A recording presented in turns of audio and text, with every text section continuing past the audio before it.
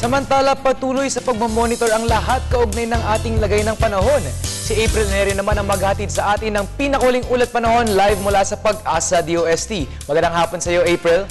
Magandang hapon din, Sandro. Sa ating balita, kasalukuyan nagkaka-apekto pa rin ang trough ng low pressure area sa may Southern Mindanao. Kaya sa lagay ng panahon ngayong araw, ang Davao Region ay makaranas na maulap na kalangitan na may mahihina hanggang katamtama pagulan at pagkidlat pagkulog. Habang ang Metro Manila at natitirang bahagi ng bansa ay makaranas naman ng bahagyang maulap na kalangitan na may isolated rain or thunderstorms. Ayon naman sa inilabas na weekly weather outlook ng Pag-asa, inaasahan papasok ng ating area of responsibility ang low pressure area sa may Southern Mindanao bukas po yan at by Thursday ay magdadala na rin ito ng ilang pagulan sa may Visayas at Mindanao. Ayon kay Pag-asa weather forecaster Johnny Loy, sa kasulukuyang pinapakita ng kanilang mga forecasting models, less chance itong ma-develop sa pagiging isang bagyo at posible ngang malusaw sa mga susunod na araw dahil sa pagdaan nito sa ating kalupaan. Patuloy naman anya ang kanilang pagmamonitor sa magiging development sa naturang weather disturbance.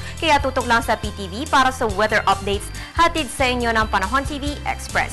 Kilala bilang home of the sweetest mangoes in the world, ang Guimaras ay may tinatago ring sikreto pagdating sa island hopping adventure. Kaya ang una nating destinasyon ay sa Alubihon Beach. Ayon sa mga lokal, ito ang pinakamainam na jump-off point ng island hopping tour sa Guimaras. Puting buhangin na may malinaw na tubig dagat, meron din silang Marine Turtle Rescue Center, DC Beach and Lighthouse at marami pang iba. For sure, mag-e-enjoy ka sa iyong pag-swimming at pag-i-snorkeling sa Nueva Valencia, Guimaras.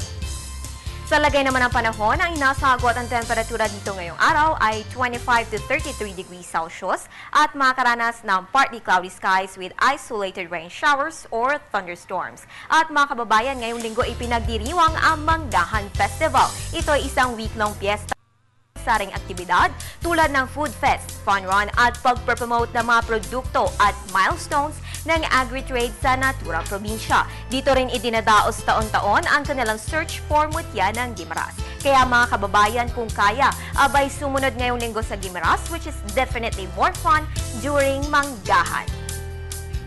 At mga kababayan, para lagi kang updated, follow us on Twitter, like us on Facebook at bisitahin ang aming website.